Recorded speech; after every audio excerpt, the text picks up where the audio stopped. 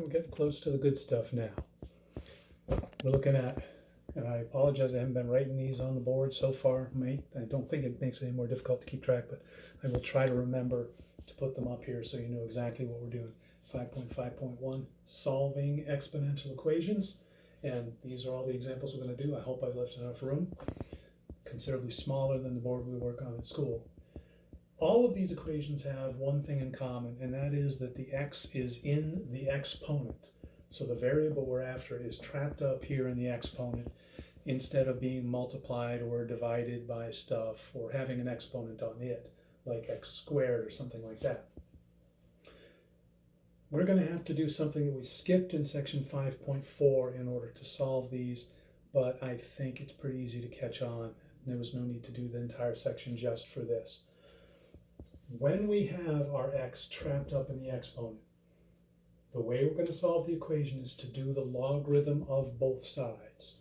So we're going to take 3x, we're going to take the log of 3x, and we're going to take the log of 81. That looks a little ugly there, I apologize, but what we're doing is taking the log of both of these, and then we're going to use the thing that we were supposed to have learned from the previous section, which says if you've got the log of something to an exponent, you can take that exponent and pop it out in front. So we can rewrite that as x times the log of 3 equals the log of 81.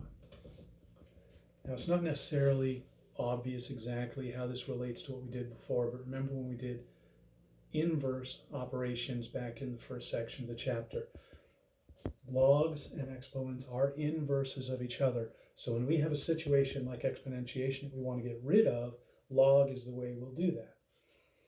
Now that we've gotten rid of the situation we didn't like, that x was trapped up there, we just have x times a number equals another number, and we can get rid of that by dividing both sides by log of 3. And that'll give us x equals, if you put that in your calculator, log of 81, close the parentheses, divided by log of 3, you will get 4. And we should have known that to begin with, because we had 3 to the x equals 81, 3 to the 4th power is 81. Probably most of us knew that. But if not, we can find it this way. Here, we also have a bit of a shortcut we could take, because I know that 2 to the 3rd power happens to be 8, so I know 2x, the exponent is going to have to be equal to 3, and that'll give us 1.5. But suppose we can't see that. Suppose we want to do the log of both sides, and then we can use that trick of pulling that out in front. We've got 2x times log of x, times log of 2 equals log of 8.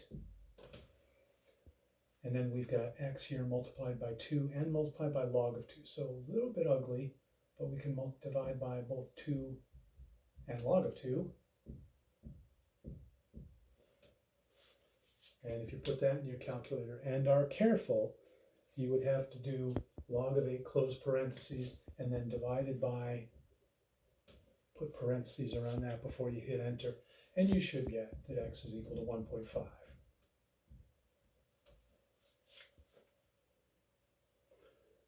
Here, there is no shortcut to take here. Here we could have looked and said, yeah, 4th power will work. Here we could have looked and said that'll be the 3rd power, so x has to be 1.5. But here there is no nice number that's going to work, so that 2 to that power is going to be equal to 33. So we have to use this process here. Take the log of both sides, move that x out in front, we get x log 2 equals log 33, and then we can divide both sides by log 2. We'll get x equals log of 33 divided by log of 2, which, forgive me here, if you pop in the calculator, you get log of 33 divided by log of 2, and we get 5.044, give or take, in case you're following along at home. Okay, so those are the simple ones. Pretty much one step, well, a couple steps. Do the log, pull the exponent out in front, and then divide. These are going to be a little bit more complicated. Well, this one's not really. But these guys are, because the thing that we have up in the exponent is a little more complicated than just a regular x or a 2x. But the process is going to be the same. We can do the log of both sides and pull that exponent out in front. So we have 5x, 4x. 4x minus 7 times log of 5 equals log of 125. And if you do this in pieces, it might be a little bit easier. If you do log of 125 divided by log of 5, that will give you 3. So we'll have 4x minus 7 is equal to 3. And that's nothing you need to help solving. That's just a regular old linear equation. Add 7 to both sides, divide by 4, and we get x equals 2.5.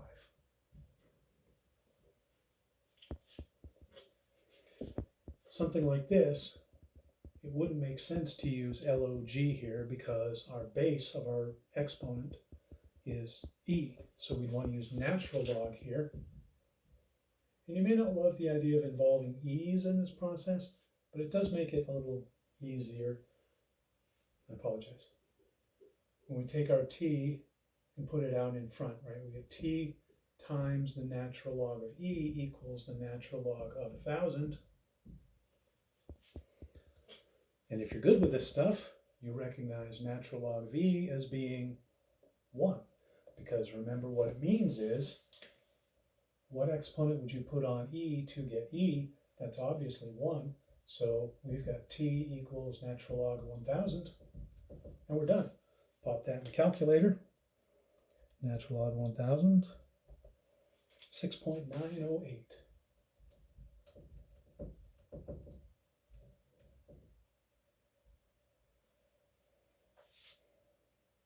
All right, one more. E to the negative, I'm not sure that's legible anymore. Okay. E to the negative 0.03 times t is equal to 0.08. We're going to do the same thing. We're going to do the natural log of both sides. We're going to be able to pull this guy out in front. So we'll have negative 0.03t times the natural log of e equals the natural log of 0.08. Natural log of e we know is 1, so we don't even need that there. We have negative 0.03t equals natural log of 0.08. All we have to do is divide by our negative 0.03.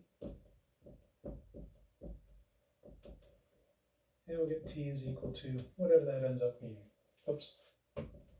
Divided by a negative. Remember, the natural log of a small number is negative itself. So we have natural log of 0.08 divided by negative 0.03. So this top number is negative divided by negative should give us a positive 84.19, give or take. All right, practice those until you feel confident with them. They're really easy once you get the hang of them, but I understand they're a little bit yucky up front maybe. Good luck. See you next time.